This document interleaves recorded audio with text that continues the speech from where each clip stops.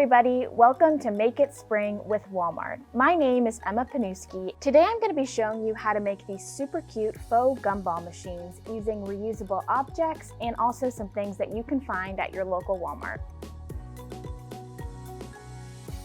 To follow along with our project today, you're going to want to have some Waverly chalk paint. Today I'm going to be using Dusk, Snow White, and Pink Cloud. A Terra Cotta pot, which you can find at Walmart, a glass jar, Aleene's tacky glue, a chalk paint brush, some recycled knobs, and a little block of scrap wood. We're going to start off by painting our Terra Cotta pot, the lid of our glass jar, and our little knob. My favorite thing about Waverly chalk paint is that it has a really great opacity and you don't have to worry about prepping your surface before you start painting. This Waverly chalk paint brush is also really great because it holds a ton of paint and you don't have to keep going back to your bottle of paint to reload.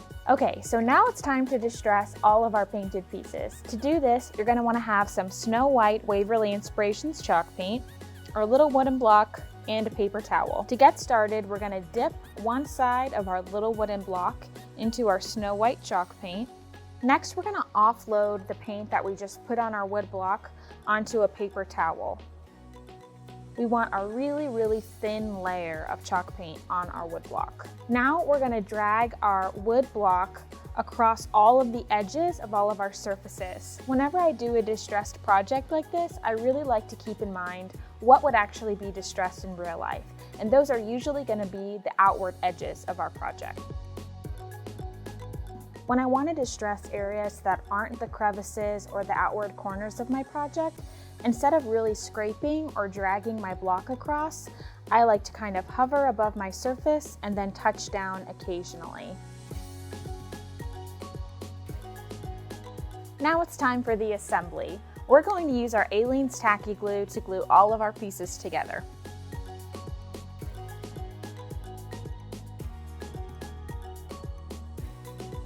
Now we're going to glue the knob to the lid. For an optional embellishment, you can tie your favorite spring ribbon around your gumball machine.